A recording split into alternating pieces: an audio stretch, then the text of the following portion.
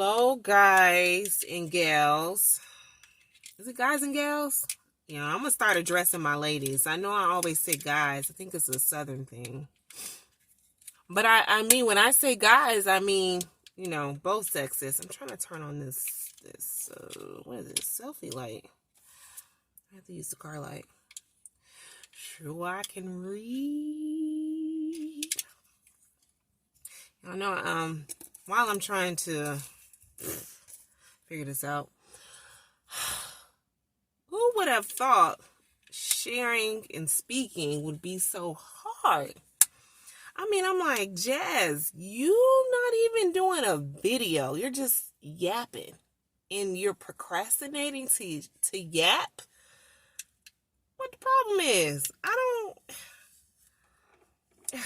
don't know. It's just like sometimes I just want to stay in my head and I don't want to release it. Or if I am releasing it, I'm going through this phase of wanting to keep things for myself. So I'm trying to go over what I'm willing to share and being mindful that the sharing is equaling to someone's healing as well. I don't want to just be yapping. So it's like, is this too much? How you want to go with this message? Like how you, I can pop out the read freelies, right? Because the content is already set up for me. We're going verse by verse, but who would have thought just speaking, doing the audio would be so difficult? And I thought this would be the most easiest. Yeah. Okay. What?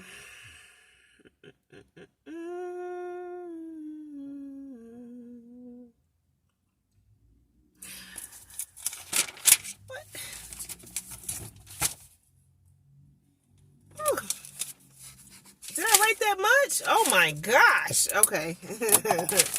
How many minutes are we at? Okay. So I'm trying to work it out in my schedule to make sure I'm not only doing multiple of the read freely, so I can do verse by verse and just record it. I need to make sure that I'm finding the balance and can just spit out the speakings as well. I'm just sharing with you the thought process for me. And speaking of schedules, y'all, got fired on my day off. No, I didn't, but that's what it put me in the mind of. It's a scene from Friday. Didn't get fired on my day off, but I did walk away from the traditional job that I told you guys about, that I was only pulling 12 hours anyway. I just wanted to do it for a mindset of comfortability. Comfortability is yes, in this moment it is. It is. But within the last year, guys, the only job that I've been able to maintain and stay committed to is the one that is bringing me the most freedom. Like delivering services, delivering goods and, other merchandise. It's not just all food related, but gosh, it's just, again, I shared with you the fear of having something happen to the car since it's so heavily related on transportation. I wanted to make sure when you're manifesting things, yes, if you don't know about your power to manifest and bring things into existence, I'm excited for you. I'm excited for you. I don't know when you will get to that point in your life, but just know you have some superhuman powers. But yes, so have you ever manifested and spoke some things into existence and said, I want it?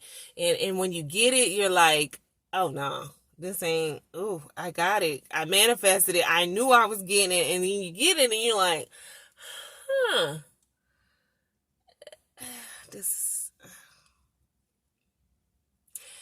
it's important for you to be in tune and in aligned with yourself.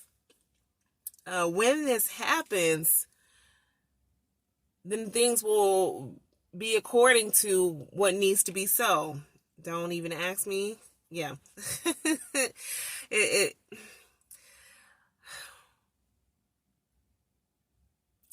when I say, okay, so I left this job, it's practically considered job abandonment. That's the phrasing they use, based on the schedule. And it was like, hey, I didn't get any notification, if you want me to stay over, then something outside of my normal schedule, run that by me. I ain't say it like that, but that's pretty much, I would like to be properly notified. And it's just about rules and regulations. It's either I'm quitting a job or I'm getting fired, one or the other. And it was so easy before. I was in Virginia for a long time. I was able to maintain, the jobs that I love. I substitute teaching, started in like 20, 2016, 2015 in Virginia. And I stayed with that until I left. I also did substitution in Alabama, and I stayed with that until I left Alabama. And another job's hospitality. The jobs that I'm pretty much used to, I'm able to keep familiar with them. And they're also passions, working with children in daycare settings. Those are things I can work with. And then they were all there were some that were full-time, which those are the ones that didn't last long, like over a year. I was burnt out. And that's because I've always had multiple jobs at once. So just having one full-time is never good for me. For instance, I would do an 11 p.m. shift to a 7 a.m. shift as a full-time night auditor. But then I would select a job assignment to substitute teach when I got off of work. And I would probably do the sub job like 3 days out of the week, in addition to the 5 days out of the week. But because I'm passionate about children, it didn't really feel like work to me. It was work, but I don't know how to explain it. But sometimes I don't know why I work like this. And I'm just so disappointed, and I have to forgive myself and apologize to myself for trying to whip myself into submission to always be dependent on an employer. And having my own business is so far from me. And someone says, well, you're an independent contractor. Technically, that's your business. Yeah, but I'm still working someone else's dream. I'm grateful for the freedom that's associated with this job. Don't get me wrong. I'm so grateful. But I know there's still that constant push. You're not going to be able to stay here long. Just use it how you need it. But you should be progressing in your personal growth as in starting your business. But anyhow, none of those jobs, none of those experiences were wasted for me. They were all needed to place me in 100% engaged mode with myself. Let's see. I'm going to be, if you haven't noticed, I don't know if you feel me merging into it, but I will be offering a service much sooner than later. You guys, I feel like it's just too freaking soon. You just got on this channel. You already trying to offer services? Thank you, Lisa Nichols. Thank you, thank you, thank you. Thank you, Tony Gaskins. Thank you, thank you, thank you. You still got to make it work for you, financially speaking. Don't get into this hustle mode where you're just, I'm doing. You need to be profiting as well. There's nothing wrong with offering a service for someone that you're both benefiting from. And I'm, of course, offering the service to gain financially, but what I'm gaining on a personal and spiritual level is surpassing whatever I'm going to get financially. And that's how I'm going to be able to stay engaged with this. Y'all, I started this service, or it started inquiring. I'm going to put the screenshots up here. I knew I wanted to do something with talking to people. And y'all going to be like, you are a weird one for sure. And I'm going to be like, yep, So I've always wanted to just talk to people. Someone said, about what? Just general conversation. Yeah, whatever you want to talk about your cat working your nerves, or you changing her diet and she's not, whatever it is. I have found these random encounters with humans that have left me lifted, even if I didn't feel like being seen at the time, even if I just wanted to put a bag over my head or something. People will find me in public and want to share with me. And I may not feel, again, I may not feel like being bothered, but I walk away feeling lifted. I walk away like, oh, that was nice. This moment that this person and I had as complete strangers, I don't know if they feel that way as well, obviously, because they're standing, engaging with me, conversing with me, sharing with me, and they don't know me. This is first, I'm talking about first encounter. So I've always wanted to talk to people. I just didn't know. And long ago, this is why it's so important for you not to share your dreams and your visions with other people. I was doing some, let's see how much time I have. I was doing some missionary work in Troy when I was in college. I joined the missionaries committee. Loved it. And after I left Troy, I still wanted to stay connected with one of the elderly women that were a part of the congregation. And this woman, I would call, see about her, check up on her, and I would even visit as well. And when I shared with her what I wanted to do, she was like, ain't nobody about to pay to talk to you. And it hurt me so bad because I'm like, hey, I'm calling you all the time and we're talking. Like, why wouldn't someone pay to... No, if they're going to pay, it's going to be something negative. They're going to want to pay.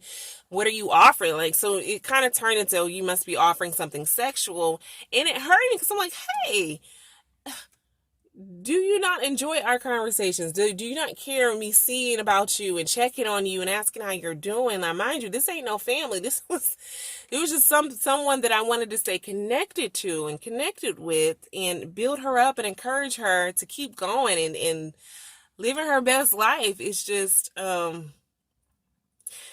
I stopped eventually because I was like, oh yeah, I don't want people to think I'm offering this type of, not that I'm knocking it, but yeah, we're not talking about sex. I mean, there's so many other services that you could use. Hey, but maybe you're going through something with your dating life or with your wife or with your loved one, and you just want to talk. I'm not against speaking with men either. For example, I had a conversation today while I was with one of my loved ones at an appointment, one of her appointments. It was an older white male, and he came up to me, and we were talking about some of the mental institutions that were done away with here in Michigan, and we started talking about this gentleman who committed the murders at 18 years old, and I still haven't verified because I don't watch the news. What he was disclosing with me is that they pretty much just let him go, and I was like so shocked that was the result. Now, mind you guys, me having a love for children, I am never going to say this. I still look at this young man as someone's child, 18 years old. I've heard adults talk about, hey, death penalty, eye for an eye type thing. And I'm like, oh my gosh, this is a child. Obviously, there is something wrong. But he and I had a moment, and I said, let's just, have this moment. Do you think the results would have been the same if he were a black child and he killed 11 white people? And he shook his head in shock, like, I can't believe she just asked me this question. Like, I was thinking it, but I didn't think she was going to say anything about it. And it's such a beautiful thing when we start sharing and talking from a mindset of love and respect, because these awkward conversations need to happen. And I'm not one for division in the sense of white against black. Y'all, I'm from Alabama. Come on. Like, I still have notes from my white classmates along with my black classmates and even people that were older than me. We were always constantly in communication via writing letters. And sometimes I just look back on it, how different we were, but yet we stayed connected.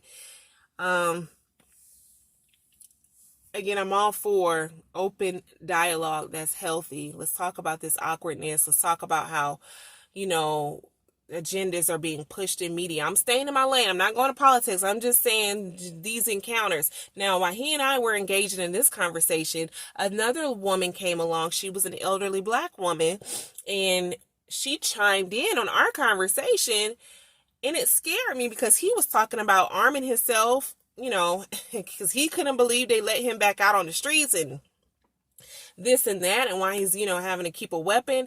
Y'all, I don't want to shoot nobody. I don't want to have to ever kill anybody. But this lady, elderly Black woman, she was chiming in like, yeah, I'm strapped too now, basically. I'm carrying now. And I'm like, Grandma, you carrying? Oh my goodness. But she said I have been robbed 3 times by gunpoint. And I was just the moment that the 3 of us were having the diversity, it happens to me maybe more than the average. Anyhow, it was just time for me to love myself and commit to working for myself and not trying to beat myself to conform and be normal. And shit, don't nobody want to work. Everybody hate their job. You can hear your coworkers complaining about this and that. And I had to go through this experience to realize just because people stay 5, 7 years, 13 years on a job, that don't mean they're happy. Mind blowing, right? That don't mean that they're happy with where they are on that job. That doesn't mean that they feel valued. And illusions. People, the morale is y'all, it's crazy. I can go in just because there's a business owner. I was so excited to work for someone in the living caregiving business because I love seniors. It's really that extreme with me. It's either seniors or the youth. And I even intern at an adult daycare. Again, the extremes, working with someone, a business owner, the person who's signing my check, I was like, oh, this is awesome. I love being in this position to look at the person signing my check, to see how they're operating and, in integrity, how they're communicating, all of this. But some things hurt me so bad, and I needed to see it, guys. You need to have bad leadership so you can appreciate the good leadership. And this job that I walked away from recently, luckily, the people in leadership, they were doing all that they could do. They were respectful, anything's on good terms. It just is what it is. I knew I wasn't about to stay until that time period, because that's just something that I need to embrace about myself. People will stay in stuff and they're not satisfied. There are people who are letting their bosses and people in management dictate their schedules. And that's just for one thing for me. No, it's not going to happen. I'm sorry. And this is just one of my cues that I was like, okay, it's no need us to argue. I don't need to be ugly about it. I want to make sure that I respect you as a person. But yeah, I can't. But hey, if I wanted to eat the cake, I would have stayed there. And there's a lot of people forcing themselves to eat the cake. I just have to love myself for the person that I am and stop trying to make myself be someone else. But back to the poor leadership.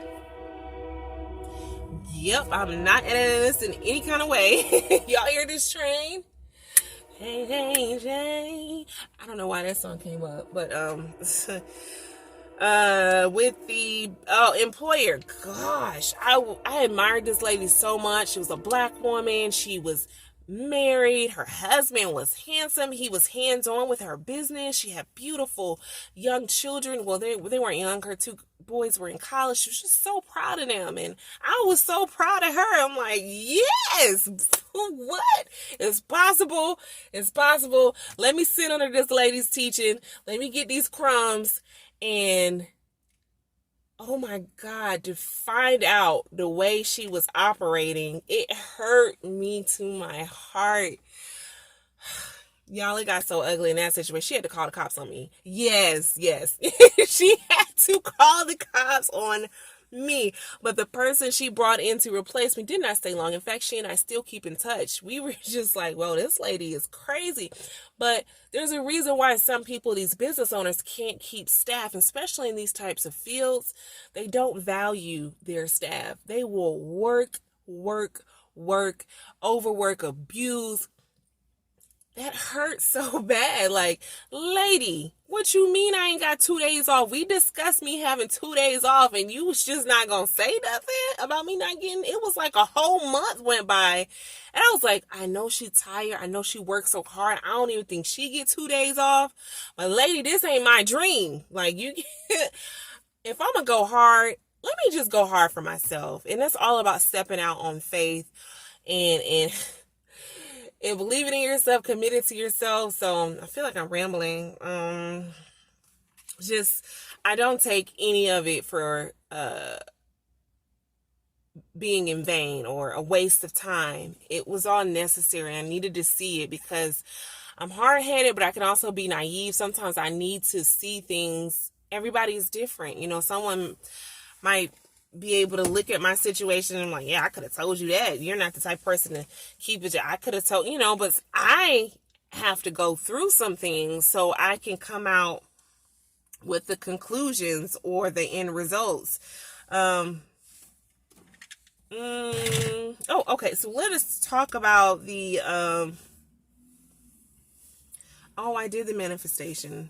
Speaking on the manifestation. So be aligned with yourself so the things that you're speaking into your existence, the things that you're manifesting, you're not wasting your own energy. It takes a lot of energy to pull these things into existence.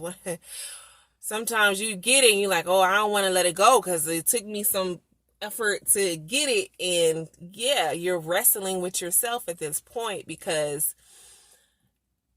it wasn't supposed to be something that you cling to or that you needed. You thought you needed it. I don't know if I'm explaining this the best way, but okay. So I wanted to do something that I've witnessed Lisa Nichols do on her video and made me feel like she and I were at one spiritually. I was there with her spiritually because I could relate so much to what she was sharing. And she spoke outwardly about her fears of, starting her journey, her life journey. And I want to make sure that I continue mimicking and taking that approach with you guys on this journey because I don't hear it enough. That's why I'm sharing it, because I don't hear enough about people's fears and how they're getting through, how they're coaching themselves through these and through these fears. Now, yeah, we hear like celebrities, like when they make it, they big, and then they want to tell you about it. But as far as people getting from point A to point B and just letting us see the rawness, it's a scarcity. So some of the fears that I had, of course, is who do you think you are? Who do you think you are charging people to talk with you? Yeah, that was one of the fears I had. Your channel is about reading the Bible. Who cares about reading the Bible? I mean, it's 2022. And you're excited about reading the Bible, Jasmine? Really? This is what you're going with on YouTube? You're not going to put on no makeup? Y'all, I do wear makeup, but these are my fears. You don't look presentable. Big lip, gap mouth, kinky hair. I can be so ugly to myself. And it's just because when you're not seeing people who look like you, I'm so country. To know anyone, y'all, the fear. I'm not going to be committed enough. I'm going to fail. I'm not disciplined enough to follow through. I'm not smart enough to figure out how to start a business for myself. All you know how to do is work for somebody else. All you know how to do is let someone tell you where they want you to be, when they need you to be there, what they need you to do when you get there. Let it stop and start with me. I got nieces and nephews. I have a younger brother. I don't want them where I am when they turn 33.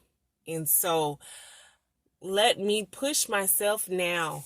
If you are single, if you are childless,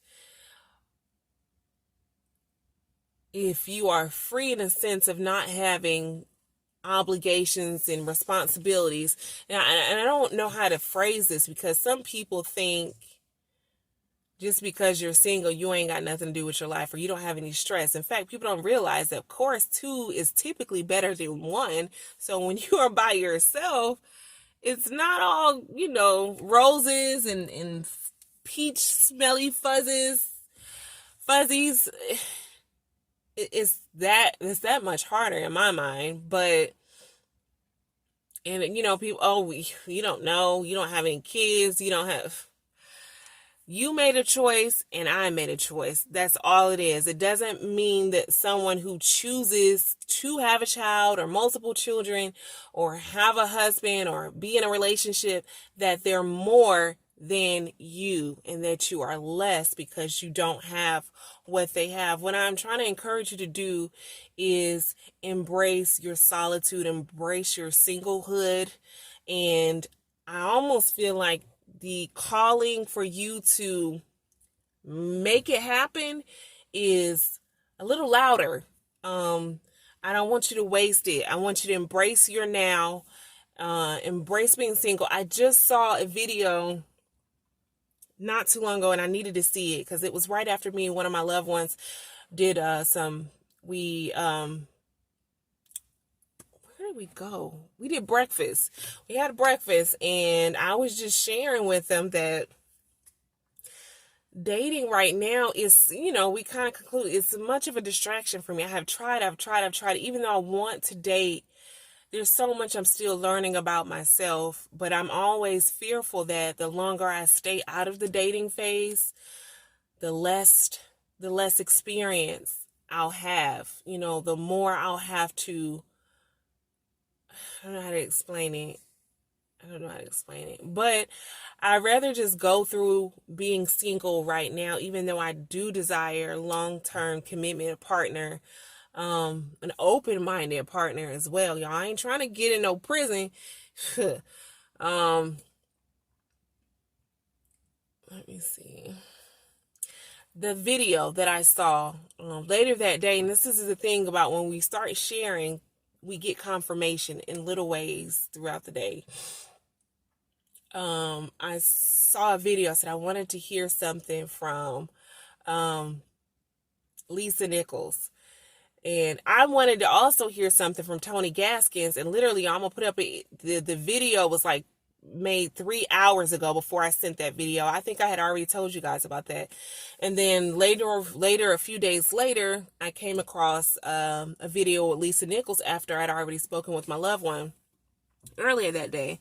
But that's how things happen for me. I say I need something, or I don't want to freak y'all out, but so the video was about her getting married at age 55.